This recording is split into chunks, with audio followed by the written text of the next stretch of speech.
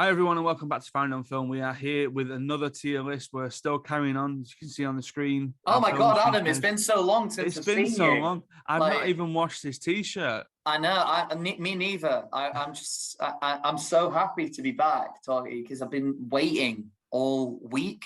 This is a weekly release. Yes, it will be. It will be. To get us through the summer. So you can see the films from phase one on the screen if you are watching on YouTube. If you're watching on Twitter, I'll run through them again very quickly. So podcast, you did this last time. You did this last with me. What am I doing on Twitter? Are we on Twitter Spaces? Because that is the thing. You can do that. The thing is, I'm not followed by enough people to do that, so I can't do that. I know this is it. So in a fail, we had nothing. In a third, we had The Incredible Hulk and Iron Man 2. In 2-2, we had Captain America: The First Avenger. In 2-1, we had Iron Man and Thor. And for a first, we had The Avengers. So that was the end of phase one. We're now going into phase two, which is the same amount of films. So, it's quite neat that we're going to do another 6. And then phase three just gets a little bit crazy. Yeah. But the thing to sort of point out initially from phase two is that this was the point where we started attracting different directors. That we're moving away from a kind of, we need a steady hand at the tiller to sort of run this with your Jon Favreau's, your Kenneth Branagh's, your what was the other guy, Joe Johnston, Lewis Letterer, Joss Whedon.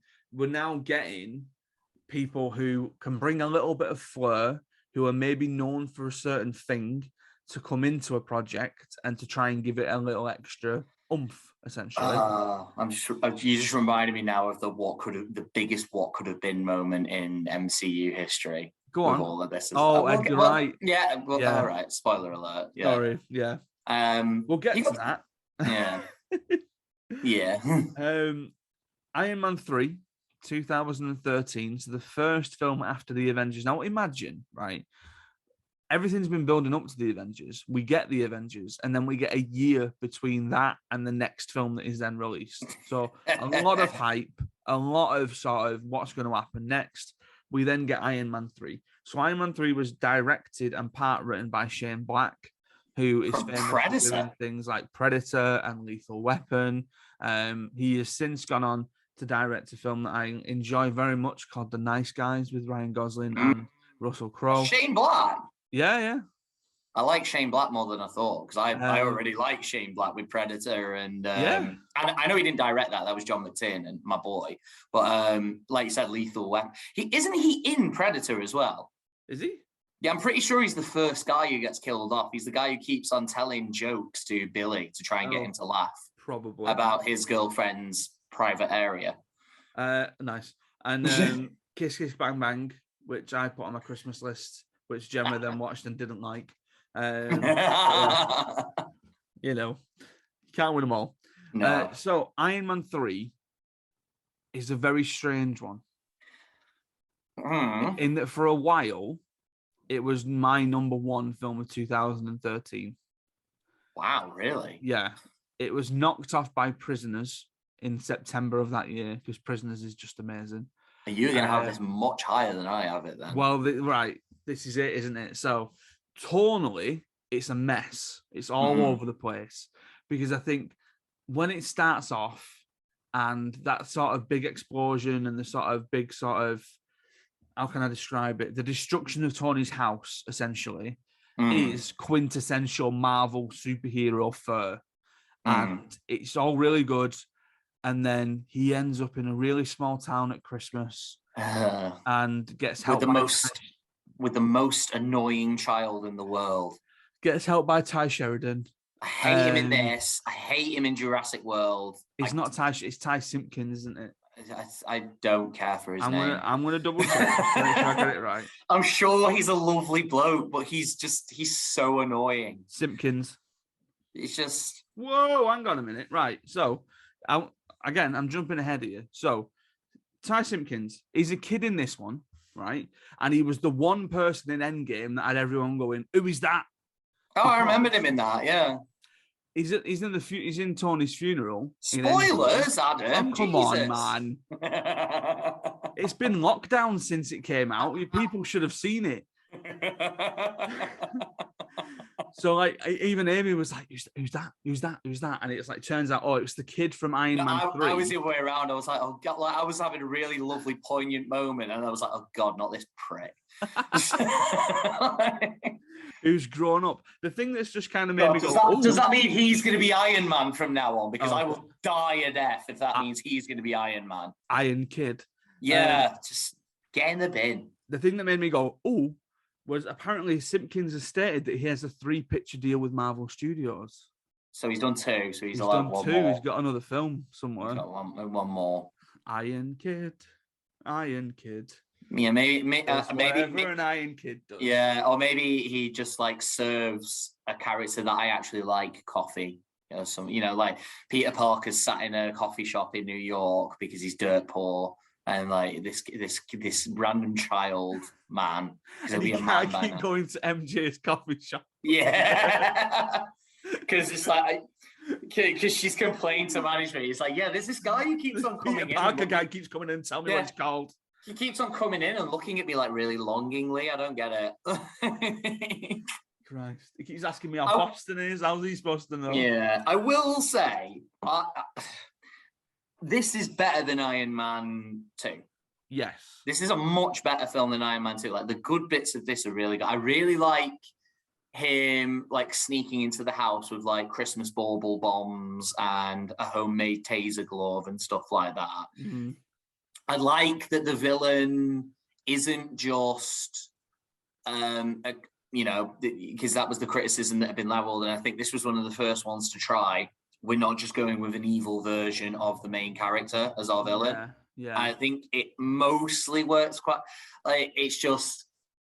This was a big rug pull. Like we were promised Ben Kingsley as the Mandarin. This is the thing. Like, there are certain moments in time that I wish I could go back to, and it's the time where you see something for the first time because you go in without any sort of prerequisite knowledge, anything to sort of hinder your opinion.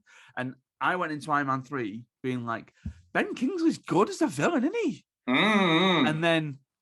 Oh, I'm Trevor. I'm from London, and I'm an actor, and I'm doing all these kind of things. And I was like, "Oh, it's funny. I like it," but I'm like, "Where's the villain gone?" I really wanted Ben Kingsley as a Marvel because that felt earned. It was like, okay, we're getting some serious actors in to play our bad guys now because we've done really well off the back of Avengers. Yeah. And don't get me, I love Guy Pearce. I really want Guy Pearce to be in more because I think he's a very, very versatile actor. And I think he's very good in this. I hate his I am the Mandarin line. I think that's stupid. Yeah. Because you're not. He's not. And this is the thing, yeah.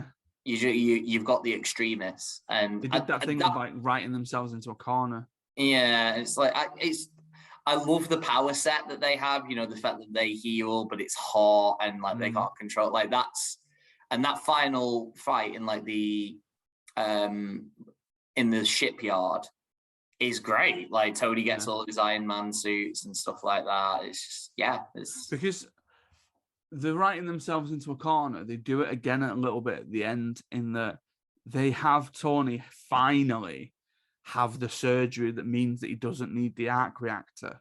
And yet he still always has a glowing light on his chest. But then he still has it. And it only ever really gets explained in Infinity War. I don't remember it being explained either, so you'll have to remind me when we get there. Yeah, well, I'll do it now while we're on it, because otherwise I'll just forget to remind.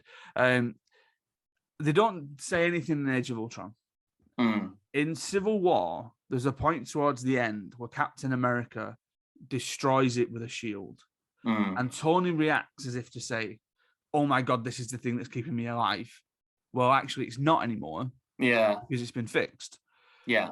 But then in Infinity War, he's walking through the park with Pepper, and Pepper says to him, well, what do you need this for? And he says, oh, it's just a housing unit for nanoparts.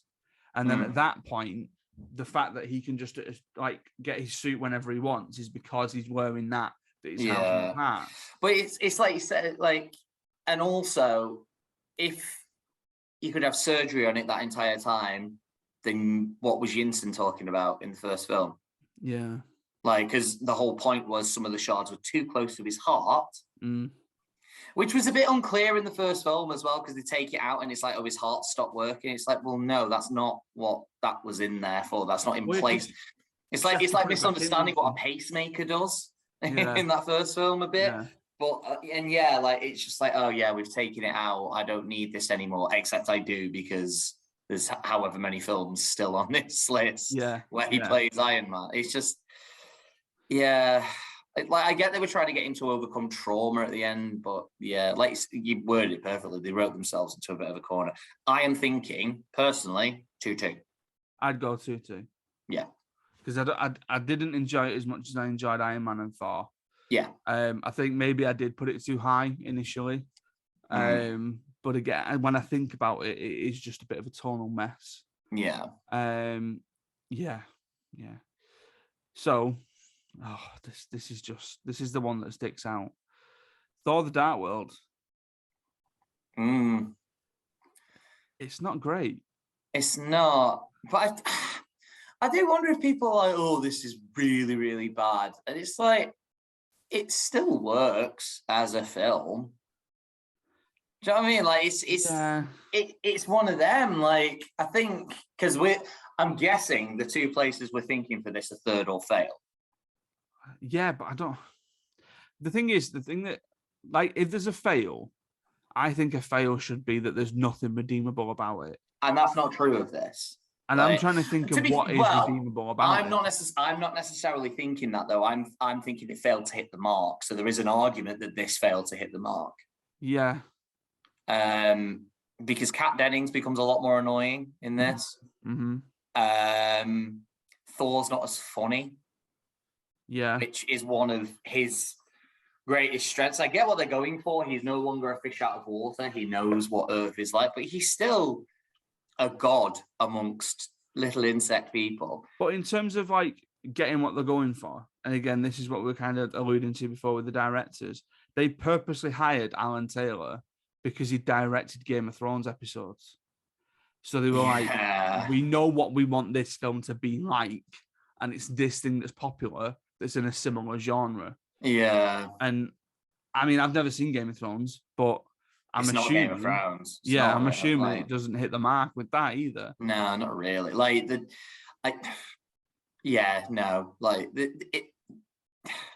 And how disposable of a thing can you get, of a MacGuffin can you get when you call it the ether?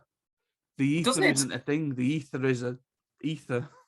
Isn't that one of the Infinity Stones though? It ends up being one of the Infinity Stones. Yeah. And that was when theories were going around at that point, because, Marvel fans being Marvel fans, they'd already had theories, hadn't they, about that we'd seen the Mind Stone in the Scepter and... Yeah. They're like, I don't know if there were any others that we'd seen at this point.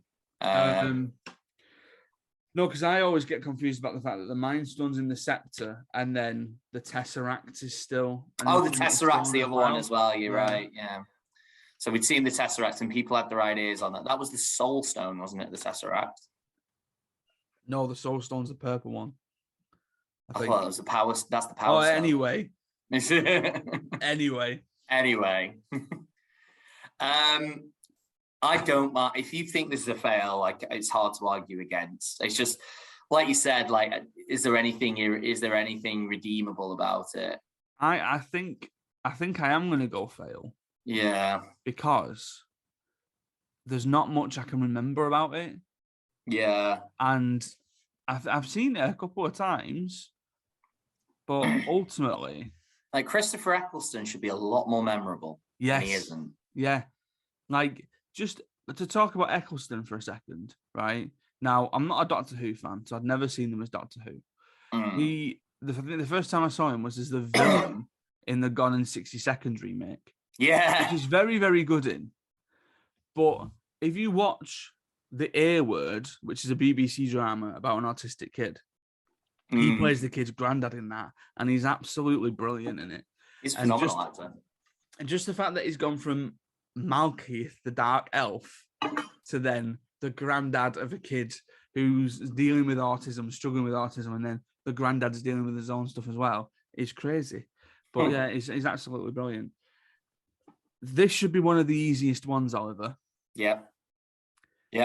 Winter Soldier.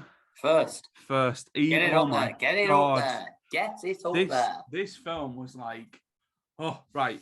So I went to, just to, make me sound important. I went to the regional premiere of Winter Soldier, which meant nothing. It was just that Didsbury were showing it at the same time as like something else was. And I absolutely loved it the first time I watched it. And I was just like, this is a thriller. This was the first one of the MCU where I thought these films can be superhero films and something else at the same time. And this is a thriller. This is a political thriller. It's a spy film. Yeah, exactly. And this was like the first film of the Captain America series where I was like, I actually like that character now. Yeah. Because nothing against him in Avengers, because obviously he's the captain. He's very dry. We're going to go do this. We're going to go do this. We're going to do this.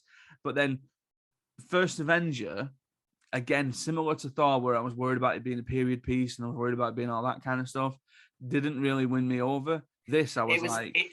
with the First Avenger was very... da-da-da-da. Yes. Yeah. And this was... da-da-da-da. Yeah. Like, it was the first one, because, like, when we've talked Star Wars, me and Hall have waxed lyrical about Empire because it's the first one to give you any kind of semblance of greyness. Yeah.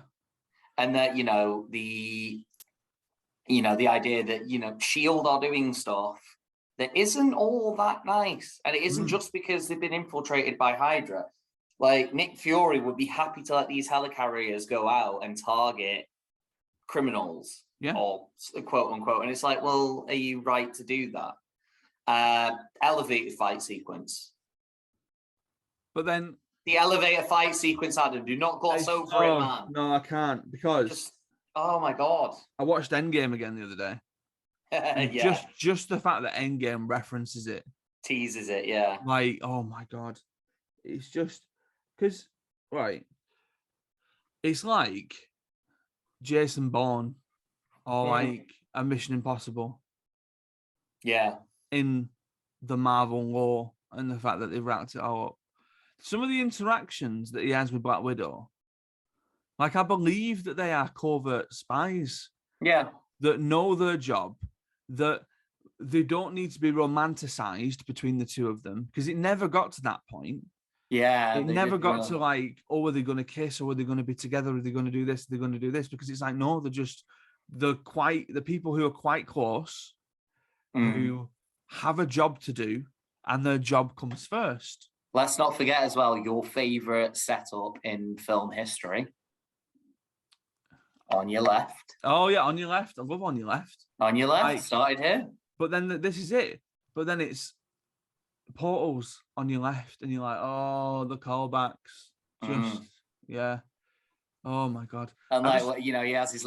It's just adorable. He has his little list that people keep on making references to, and it's stuff he's got to catch up to. And it's like the Beatles is on there. And like, no one's told him, because Stranger Things wasn't a thing at that point. So no one's told him, Metallica, because Metallica's at number one now because of Eddie. And I'm just there like, I could play it before it was cool. Oh, God.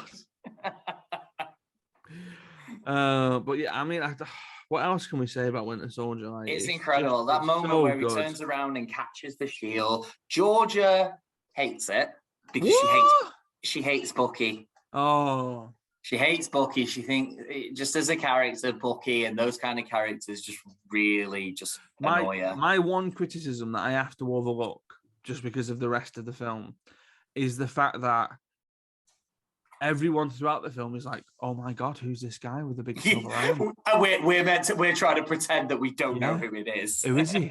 Who is he? Who is this person? Where's the big twist? Oh, wait a minute, it's Bucky. Yes, Steve, we knew that. It also doesn't make sense how Bucky became the Winter Soldier.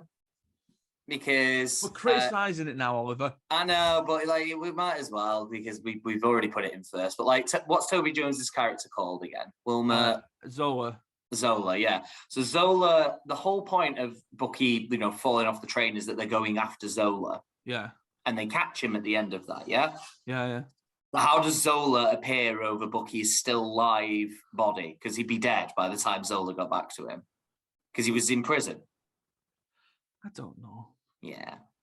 But that was terrifying where Zola shows up as like some like ancient AI in an old shield bunker. And you could just see like the computer. I am still in the computer. Like with Toby Jones using a proper Dad's Army voice. But was this the Russo brothers, this one? Yes. This was the Russo brothers making him terrifying. Like, but again, this was the Russo brothers going, yeah, we'll do this stuff, and you'll ring us back for Avengers. Like, wasn't this Robert Redford's last film role before he retired? Was it? I swear that's the thing I've read. Well, no, he did Old Man and the Gun, didn't he? I've never even heard of that. Yeah, no, he did like a retirement film, I think. The only film I remember him doing around this time is the one where he's on a boat and the boat is like sinking. Oh yeah, and that's the whole film. I am on Robert Redford's Wikipedia page. It can't be the case as well because unless they filmed those scenes at the same time, he appears in Endgame. So, well, this is true. No, so technically, his last. Oh my God, what an awful last one to go out on. He did a voice in Omniboat, a fast boat Fantasia. Oh, cool. Yeah. But then he was in Endgame, and then he did Old Man and the Gun. I mean, he did Pete's Dragon after this as well, actually. It's just such a grounding performance. Like that hit him is it Pierce? Alexander Pierce. Pierce, yeah. That is what lends this film its credibility. As ultimately the villain, like, because he's incredible. And like you don't expect that from like old school actors, because old school acting isn't good. Let's not be under any illusions. Like when you go back, like acting has evolved quite a bit, but he has evolved with it. Like he was just so calm and assured. Yeah, he's great. He was great. And this film was great. Film is great, and I'm so glad you agree. And we get Crossbones before he was Crossbones. Yeah. Oh, I mean, actually, the one that got me was GSP is Backtrack the Leaper. At the beginning, I was like, that's George St. Pierre, and then yes, he is Backtrack the Leaper. Like, he actually did his Superman punch. That was hilarious. Right, another solid one. Guardians of the Galaxy. Solid. Yeah, do you not think it is?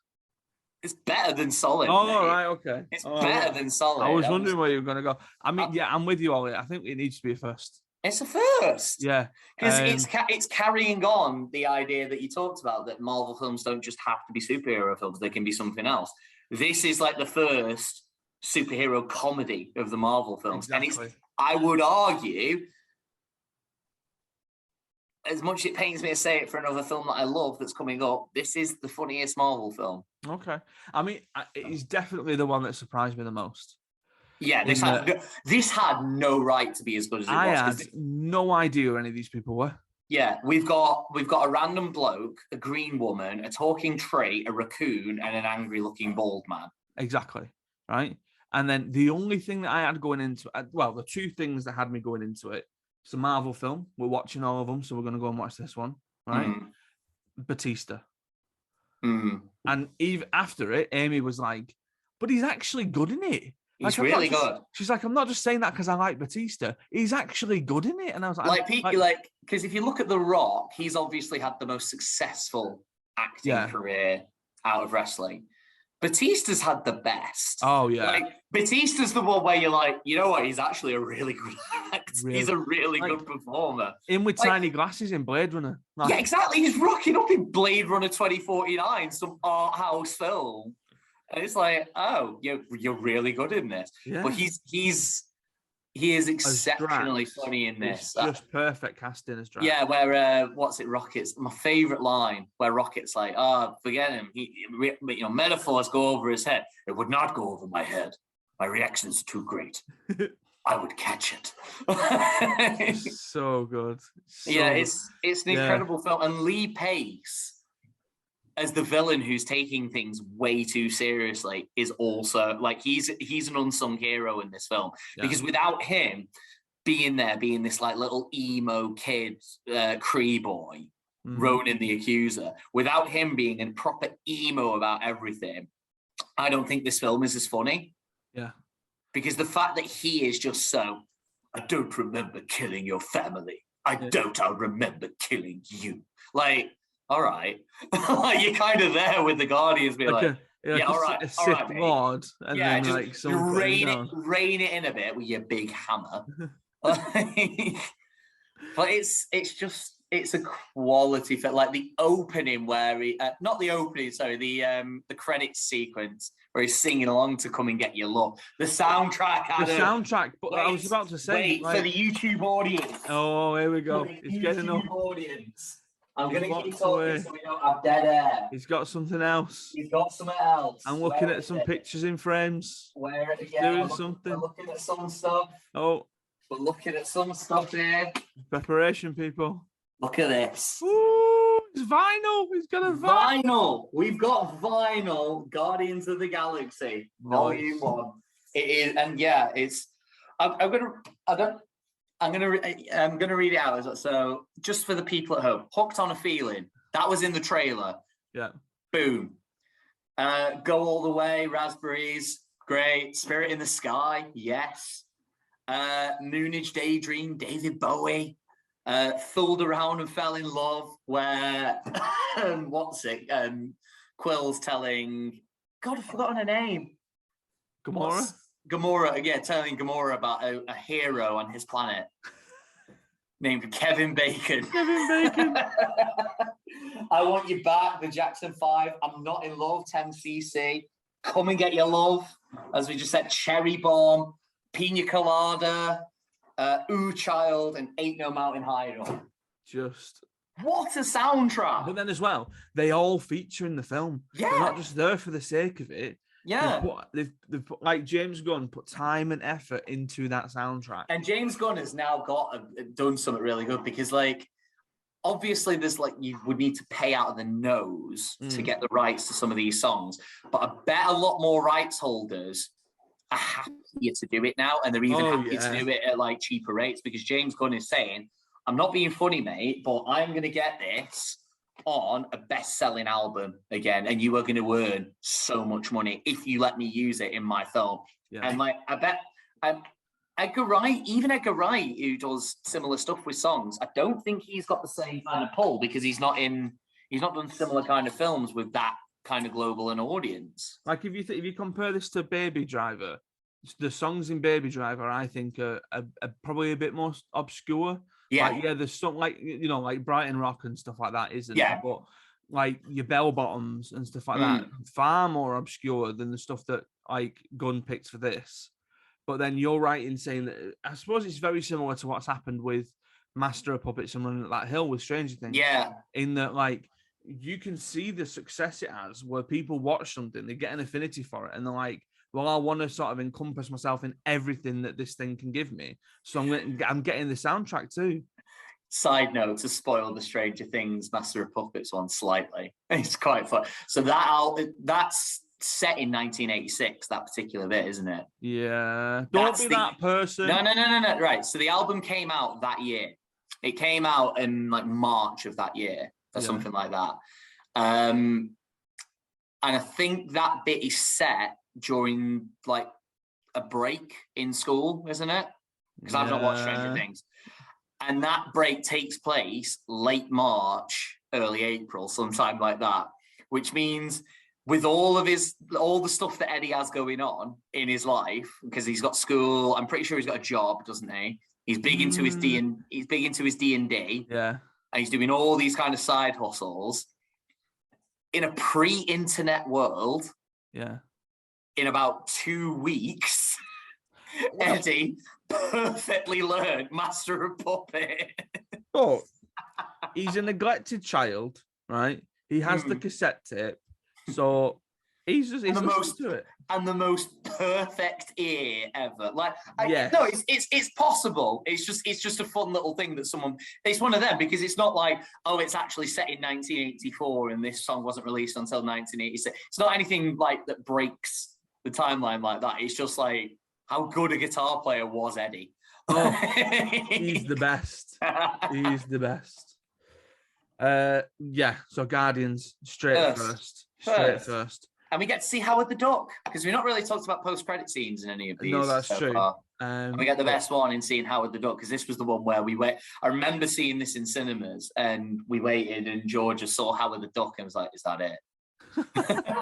I think that was the point where she resolved to never again watch the post-credit scene. We're just Googling it. We're going. Yeah, the worst reaction that Amy had to post credits was Doctor Strange in the Multiverse of Madness. Yeah, okay. Because right at the very, she was just like, "If this is just that man, I'm not gonna be happy." Like, the pizza papa. Oh. Of course, it's going to be Bruce Campbell. Yeah. Right. Is this a controversial one? Is it not? Do people hate on this too much? Yes. Avengers: Age of Ultron. Yes, they do. I'm glad you agree, because I really like it. They absolutely do. Like, Don't get me wrong, it is a big step down. Mm-hmm. But my controversial take on this, I think this Marvel film contains the single best performance in any Marvel film. Okay. Any Marvel film. Oh, you're talking James Spader? I am talking James Spader as Ultron. Oh my God. He's incredible. Have you ever been as scared by any other Marvel villain in the MCU? I've definitely not been as scared by a robot. Mm-mm. You know, but I cannot think of any other MCU villain that scared me as much. Yeah. He's terrifying. I think. I do agree. I massively agree, because I really like the opening sequence to this one. Yeah, language. Yeah.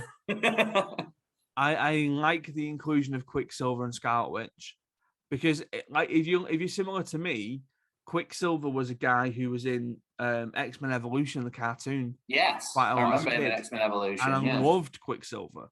I didn't know who Scarlet Witch was at that point. The whole thing of like them literally having to pick Sokovia up and drop it, like, but then the way that then that feeds into Civil War, is brilliantly done.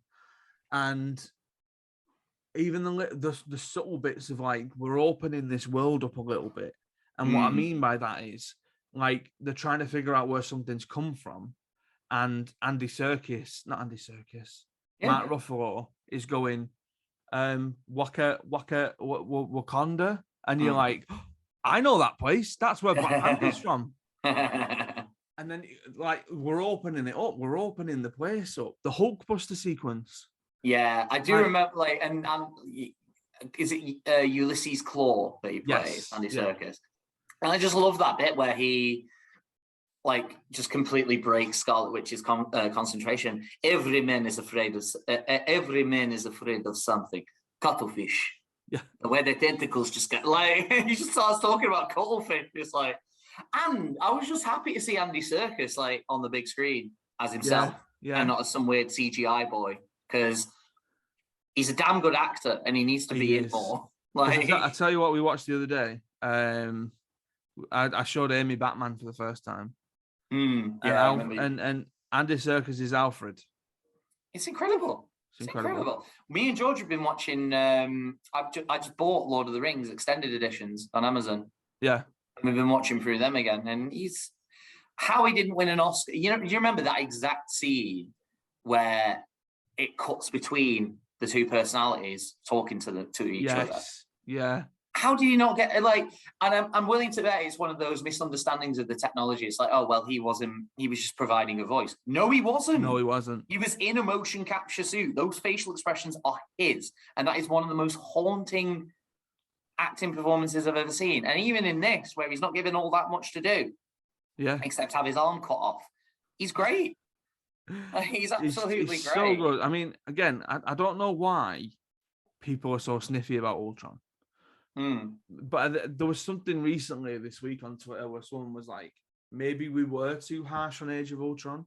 And it's like, I think people were. I think genuinely people were. My gut reaction is a 2-1. Yeah, I'd agree with that. Yeah, I'd agree with that. It's just great. So it's a nice little. It's a good like action sequence at the end. They got rid of Quicksilver because he was annoying. Like, and I'm really glad as well that I like the look of Aaron Taylor-Johnson in Bullet Train. Yeah, I think he looks. I think he looks like he's going to be good in that, and he's going to be funny because he's clearly a good actor. Yeah. But he's been given some roles which is like it's hard to not dislike you based on what you're doing. It's like very strange, I think, with Aaron Taylor-Johnson. Yeah, between this and Godzilla, it's like your face looks very punchable right now. But then even Tenet, I feel like he flies under the radar in Tenet a little bit. I forget that he's in Tenet. No, this is it, because he turns up about halfway through. Yeah, and he's got army guy. Yeah, and he's got his accent that he's got in Bullet Train for some reason. It's like, oh, I'm going to be like I'm from London for some reason. Yeah. Yeah, I'm reinventing myself as a Cockney. Don't ask. It's not a bad accent. I want to get in those Guy Ritchie films. Yeah, it's a pretty good accent, truth be told. He does all right. But Age of Ultron's it's great. Like, and it makes sense in this universe as well for all the comic book nerds that would complain. It makes sense that Tony Stark would be the one to create him. I guess that was a criticism of like, oh, look at once again, Tony Stark is creating his demons. Like, we're sick of this storyline. But it makes sense because Scarlet Witch literally put the fear of God into him. Yeah. It makes sense. And it was quite clever how they incorporated those two without like getting sued by Fox for including mutants. That was, I think that was a problem that they had as well. They had to compare that Quicksilver to arguably the best scene that's ever been seen in an X-Men film around the same time. Yeah. I think that was a big problem that they faced. Yeah. And I swear as well, this had Quicksilver first. Because I remember reading somewhere that Days of Future Past, the guy that broke Magneto out was originally going to be Juggernaut. Right, okay. And then they quickly switched it to Quicksilver at the end, which is weird when you consider that scene looks like it took months because it's that good. Yeah, and then like it's just studios going, oh well, I've got him too, so I'm gonna. But when Evan Peters turned up in WandaVision, yeah, that was weird. But I kind of liked it. I was like, oh, and Amy was like, what? I was like, oh, it's Quicksilver, but it's not Quicksilver. It's a different Quicksilver. Yeah, and like Wanda thinks it's Quicksilver. Yeah. Why? I don't. Weird. I found it weird as well. One thing, and it's not this film's fault, but I do find it weird that Aaron Taylor-Johnson and Elizabeth Olsen were then cast as a couple in Godzilla. Yeah, that was really freaked me out. Yeah. It's just like, no, I've just seen them as brother and sister, and I know that the comic brother and sister, and the comics get a bit weird about that, to my understanding as well. Like, the Maximovs get a little bit. No. Get a Game of Thrones. Oh God! Right, last one of Phase 2, Ant-Man. Again, what could have been? What could have been? What could have been? What basically was as well. Like Edgar Wright's fingerprints are all over this. So much that I'm gonna go into it a little bit now. So, development began in April of 2006 with the hiring of Wright to direct and co-write with Joe Cornish. By April 2011, Wright and Cornish had completed 3 drafts of the script, and Wright had shot test footage for the film in 2012. Pre-production began in 2013 after being put on hold so that Wright could complete World's End. Casting began in 2013 with the hiring of Rudd to play Lang. In 2014, so this is just the year before, Wright left the project citing creative differences, though he still received screenplay credits with Cornish. The following month, Reed was brought in to replace Wright, and Adam McKay was hired to contribute to the script with Rudd, and filming took place in 2014. That's just, at least it wasn't during the production, but it was very, very close to the production. I think Peyton Reed, to his credit, does a very good job of like stitching this together in the end. Yeah. I think this is a very good film. This is your heist film. And again, you've got an argument that this is actually the funniest Marvel film as well. There's an argument there. I do think Guardians is funnier, but this is definitely up there. Yeah. Paul Rudd is great. I think he gets done a bit dirty in films after this. a little bit. In this, Scott Lang he's not the smartest guy in the room ever, but he's smart. He's still a smart guy. Yeah. He's got an electrical engineering degree. And he ultimately went to prison because what did he do? He like hack his security company that he worked for because they were like scamming their customers or something like that. So, and you've got. I'm reading a little bit more into kind of what happened. So, I mean, Edgar Wright was posting stuff all over Twitter about what he was doing. You could tell he was excited by it. So by March, and this is of 2014. Wright and Cornish turned in a 5th draft of the script amid alleged disputes on the direction the script was taking. So I think it's the rumbling started there. On May 23rd, Marvel and Wright jointly announced that Wright was leaving the project due to differences in their vision and that the studio was closing down a new director. On the split, Wright said, "I wanted to make a Marvel movie, but I don't think they wanted to make an Edgar Wright movie." He also added that at one point, Marvel wanted to do a draft of the script without him, which was a tough thing to move forward, as Wright had written all the previous films that he directed. Wright continued, suddenly becoming the director for hire on it, which I think is something that does happen now. Yeah, definitely.